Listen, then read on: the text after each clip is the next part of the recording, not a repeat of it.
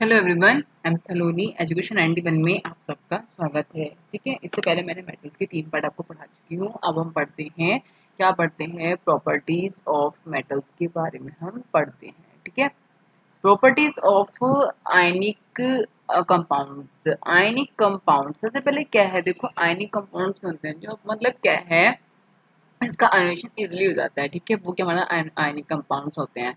अब जैसे आप लोग देख रहे होंगे, आप हीटिंग अ सॉल्ट सैंपल होना एंड स्पुटोला। देखो ये इसमें क्या है, स्पुटोला कंटेनिंग सैंपल मतलब सुगरम। देखो एक कैसे वो सुगरम कर रहे हैं, हम हमें सबसे पहले पता है पकड़ने का तरीका भी आना चाहिए। ठीक है, अब यहाँ देखो इसमें एक बीकर है, इसमें सॉल्यूशन है। सॉल्यूशन में क्या है कि इसमें एक बैटरी तार लगाते हैं। अगर क्या है, जैसे ही सॉल्यूशन में क्या वो ये क्या है, सॉल्यूशन एक्वा सॉल्यूशन होना चाहिए। इसे क्या हीटिंग करेगा, वो बल्ब जल जाएगा। ठीक है, testing conductivity of the salt solution से कर रहे हैं। इसमें देखो melting and boiling point of the some ionic compound. Some ionic compound के क्या है, melting and boiling points. Ionic compound तो आयनिक इजी होता है, NaCl। NaCl का Na+Cl निगेटिव का जो आयनिशन है वो इजिली हो जाता है। ठीक है, आयनिक कंपाउंड्स का। ओके, नेक्स्ट क्या है, LiCl में क्या होता है, Li+Cl निगेटिव। तो इसका 887, इसका मेल्टिंग पॉइंट क्या होता है 887 एंड बॉइलिंग पॉइंट कितना होता है 1600। तो ये बॉइलिंग पॉइंट जैसा पूछने को नहीं आते हैं, बट फिर भी हमें पता होना चाहिए। ठीक है, आगे क्या पढ़ते हैं, आगे पढ़ते देखो, you may have observe the following and general properties for the ionic compounds. Number first, physical nature क्या है, देखो फिजिकल नेचर क्या है, ionic compounds are solid. Ionic compounds होते हैं सॉलिड्स होते हैं, are and some very hard because of the strong force of attraction between the positive and negative ion. मतलब क्या है, निगेटिव एंड पॉजिटिव आयंस के बीच जो जो फोर्स होता है वो क्या होता है, फोर्स यानी कि जो स्ट्रॉन्ग फोर्स होता है, इन दोनों के बीच जो फोर्स होता है वो स्ट्रॉन्ग फोर्स होता है। ठीक है, and these compounds are generally brittle, ठीक, and break into the pieces when the pressure is applied. जब क्या होता है, प्रेशर अप्लाइड किया जाता है तो वो कंपाउंड क्या जनरली ब्रेक हो जाता है। ठीक, next point, melting and boiling points. Melting and boiling points क्या होता है कि जो आयनिक कंपाउंड्स होते हैं उनके मेल्टिंग एंड यानी कि उसका मेल्टिंग और बॉइलिंग पॉइंट्स क्या होता है, हाई होता है। किसका होता है, आयनिक कंपाउंड्स का। ठीक है, आयनिक कंपाउंड्स का मेलिक एंड बॉइलिंग पॉइंट जो हार्ड होता है, और ये क्या होता है, कंसिडरेबल अमाउंट ऑफ एनर्जी के required to break and stronger inter ionic attraction. यानी कि this is because a considerable amount of energy. ये क्या होते हैं, considerable amount of energy require करते हैं to break the strong inter ionic attraction. Inter ionic attraction मतलब, inter ionic attraction का मतलब क्या है कि उन दोनों के सबके बीच क्या हो, जैसे के बीच इंटर आयनिक जो अट्रैक्शन होता है वो स्ट्रॉन्ग होता है। ठीक, सॉल्युबिलिटी। सॉल्युबिलिटी क्या होती है, जो आयनिक कंपाउंड्स होते हैं यानी कि उनकी electrovalent compounds are generally soluble in the water.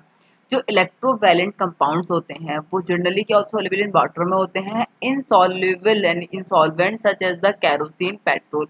मतलब क्या है कि कैरोसिन कैरोसिन और पेट्रोल, कैरोसिन और पेट्रोल में क्या होते हैं वो, such as the kerosene and petrol में क्या होते हैं, इनसॉल्युबल होते हैं। और वाटर में क्या होते हैं वो, वाटर में क्या होते हैं वो सॉल्युबल होते हैं। ठीक है, वाटर में क्या होते हैं, सॉल्युबल होते हैं। जनरली वो क्या होते हैं, सॉल्युबल होते हैं इन वाटर। ठीक, एंड फोर क्या है, देखो conduction of the electricity. The conduction of electricity through the solution and involves the movement of charged particle.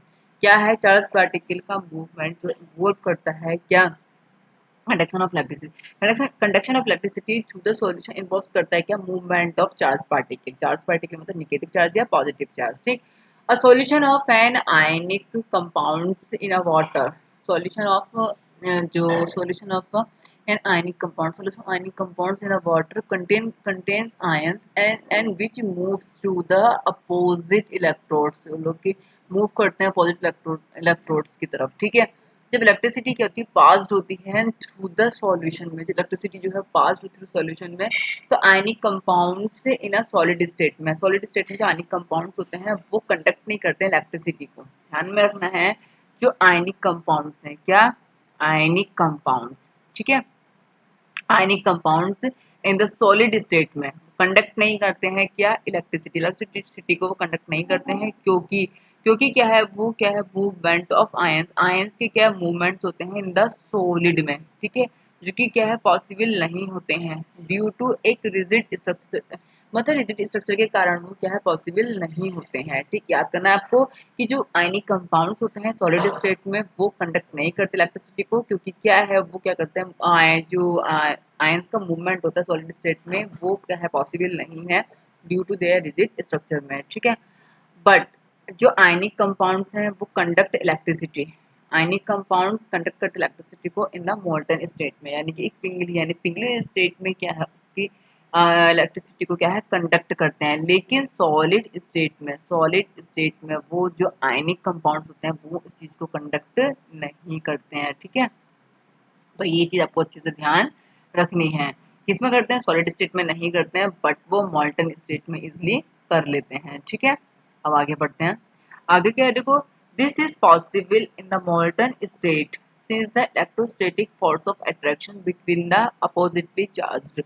ये पॉसिबल है कि जो मॉल्टन स्टेट में इलेक्ट्रोस्टैटिक फोर्स ऑफ अट्रैक्शन होता है अपोजिटली चार्ज यानी कि एक चार्ज पॉजिटिव एक नेगेटिव, तो इनके बीच क्या है फोर्स ऑफ अट्रैक्शन वो जो है वो एक मतलब उनके पीछे फोर्स ऑफ अट्रैक्शन होता है जो कि क्या करते हैं overcome due to the heat, ठीक है। आयंस मूव फ्रीली, इसमें क्या होते हैं देखो, ions move freely and conduct electricity, जिसमें क्या होता है आयंस क्या होते हैं वो मूव करते हैं फ्रीली तो वो कंडक्ट करते हैं इलेक्ट्रिसिटी को, ठीक है। आगे बढ़ते हैं, आगे क्या है देखो, occurrence of metals, occurrence of metals क्या है, the earth crust earth crust is the major source of metal, major source of metal, एक मेजर सोर्स ऑफ मेटल का क्या earth crust. Sea water also contains some soluble salt such as the sodium chloride, magnesium chloride यानी कि MgCl2, ठीक है, यानी कि NaCl, ठीक है। तो इसमें क्या है कि वो ये साल्ट हैं वो सॉल्युबल होते हैं, किसमें, सी वाटर में होते, सभी को पता है ये, क्योंकि वाटर में Na क्या होता है ये सारे तत्व पाए जाते हैं, ठीक। एलिमेंट्स और compounds which occur naturally in the earth crust, अब पूछा जाए कि अर्थ क्रस्ट में जो मेटल्स होते हैं वो कौन से होते हैं, एक तो Na और Mg, जो कि क्या कहलाते हैं, ये मिनरल्स कहलाते हैं, ठीक। एट द सम प्लेस पे जो मिनरल्स कंटेन करते हैं very high percentage of the particular metals and metal can be profitably extracted from it and these minerals are called the ores, ये इसके जो है ये ओर्स कहलाते हैं। आगे, extraction of metals, you have learnt about the reactivity series of metals and having these knowledge you can easily understand how a metal extracted from its ores, and some metals are found in the earth crust in the free state, free state में क्या है, ये free state में क्या है, ये earth crust में ये कुछ मेटल्स होती हैं जो क्या होते हैं क्रस्ट में फ्री स्टेट में पाई जाती हैं, जैसे ये कि ऐसा हम, और लेकिन कुछ जो होते हैं वो कंपाउंड्स के रूप में पाए जाते हैं। Metals at the bottom of activity series are less reactive, जिसकी क्या होती है मतलब क्या देखो, एक्टिविटी सीरीज जो होती है वो क्या होती है लेस रिएक्टिव होती है, they are often found in the free state, जो कि फ्री स्टेट में पाई जाती हैं। अब देखो यहाँ क्या है, मैंने आपको बताया था जिसको पोटेशियम सबसे ज्यादा क्या होता है मोर रिएक्टिव होता है, और ये क्या है लेस रिएक्टिव होता है, ये मैंने आपको बताया था। यानी कि potassium, sodium, calcium, magnesium, aluminium, ये इलेक्ट्रोलाइसिस एंड ये रिडक्शन यूजेस कार्बन, क्या होते हैं रिडक्शन यूज कार्बन होते हैं, ये क्या होते हैं found in a native state, क्योंकि अब पता है आप लोगों को कि Ag और Au इजिली मिल जाते हैं ना, ठीक है। तो बस इतना लिखा, for example gold and silver, platinum, copper are found in the free state, ये फ्री स्टेट में होते हैं। Copper and silver are also found in the combined state as the their sulphides और ऑक्साइड्स, और ये मेटल्स होते हैं at the top of activity series, top of activity series मतलब के, NaCl, ठीक है, आर सो रिएक्टिव, के रिएक्टिव होते हैं, they are never found in the nature as a free element, क्या होते हैं, जो सोडियम होता है, पोटेशियम, कैल्शियम, मैग्नीशियम, एल्यूमिनियम, ये क्या होते हैं रिएक्टिव होते हैं और ये नेचर में कभी फ्री नहीं होते हैं, ठीक है। The metals in the middle of the activity series, जो metals होती हैं metals, ठीक है। The metals in a middle of activity series में क्या होता है, जो Zn Fe Pv, यानी कि ये जब ये सब क्या होती है, ये ये हमारी मॉडरेट, ठीक है, मॉडरेटली, ये क्या होती है, मॉडरेटली रिएक्टिविटी होती है, ठीक है। और ये अर्थ क्रस्ट, अर्थ क्रस्ट ये क्या होती है, अर्थ क्रस्ट में पाई जाती है mainly as a oxide, sulphide और कार्बोनेट्स, ठीक।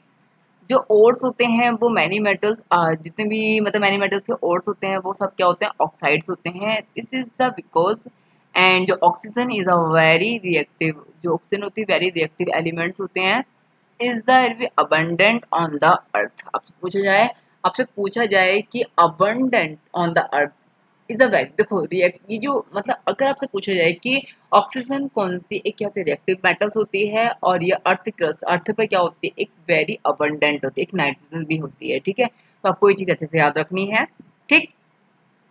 Thus, on the basis of the reactivity, we can group the metals into the following categories. Number first, ये देखो क्या है कि जो हमारी रिएक्टिविटी की बेसिस पर जो मेटल्स की क्या है, तीन कैटेगरीज है। नंबर फर्स्ट क्या है, मेटल ऑफ द जो लो रिएक्टिविटी का होगा, फर्स्टली ये metals of the medium reactivity, metals होगा एक लो रिएक्टिविटी का होगा, दूसरा मीडियम रिएक्टिविटी का होगा, और तीसरा हाई रिएक्टिविटी का होगा, ठीक है। इसमें क्या है, डिफरेंट टेक्निक यूज होंगी ऑब्टेनिंग टू द, मतलब इन प्रत्येक कैटेगरी के मेटल्स को गिराने के लिए डिफरेंट कैटेगरी होंगी। Several steps are involved in the extraction of the pure metals forms of the ores, ठीक। A summary of their steps in the given ये and each steps is explained the detail in the following sections, ठीक है। सबसे पहले क्या है, और क्या है, देखो ये और जो है ये concentration of ores, concentration of ores. आगे मेटल्स ऑफ ये क्या होते हैं, देखो ये जो होते हैं ये मेटल्स ऑफ हाई रिएक्टिविटी के हैं, जो मेटल्स हाईली रिएक्टिविटी के हैं। दूसरा जो कंसंट्रेशन ऑफ और ये क्या है, मेटल्स ऑफ मीडियम रिएक्टिविटी के हैं, और ये है मेटल्स ऑफ लो रिएक्टिविटी के हैं, यानी कि तीन क्या है, तीन, ठीक। अब उसमें क्या, जो मेटल्स हाई रिएक्टिविटी के हैं, जो हाई रिएक्टिविटी के हैं वो क्या है, इलेक्ट्रोलाइसिस ऑफ मोल्टन और है, ये क्या है, प्योर मेटल है। ये जो होते हैं मीडियम रिएक्टिविटी के, ये कार्बोनेट और हैं, ये सल्फाइड और हैं, ठीक। इसका कैल्सिनेशन एंड रोस्टिंग, जब कैल्सिनेशन एंड रोस्टिंग होगा तो ये क्या है, ऑक्सीडेशन ऑफ मेटल्स, रिड्यूसिंग करेंगे मेटल्स को, फिर उनका क्या है, प्यूरिफिकेशन ऑफ मेटल्स, ठीक। अगर लो रिएक्टिविटी है तो सल्फाइड्स, और रोस्टिंग मेटल्स एंड रिफाइनिंग।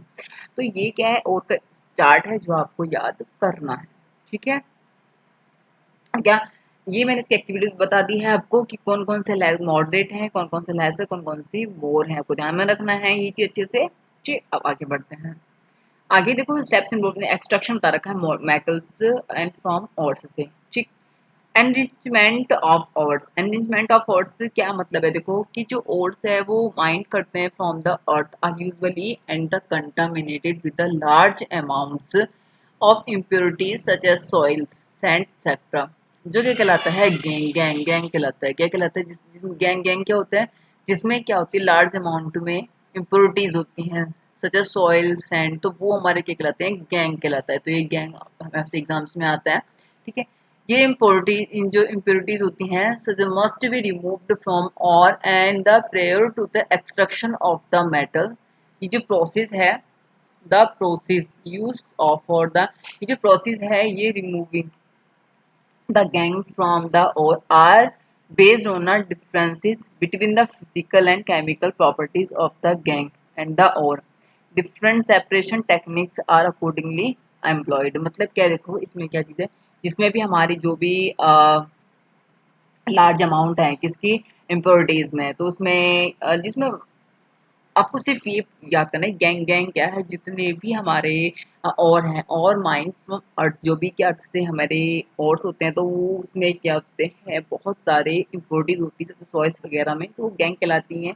इसको रिमूव करने के लिए क्या है कि मेटल एक्सट्रैक्शन किया जाता है, और इसमें जो process removed from the removing the gang from the ore based on the difference between the physical or chemical properties in a different chemical properties से डिफरेंट किया जा सकता है, ठीक है। आगे क्या, extraction metal low in the activity series, और इसमें आगे जितने भी हमारे की low activity series and medium activity series, ये सब मैं आपको नेक्स्ट वीडियो में पढ़ाऊंगी। Thank you.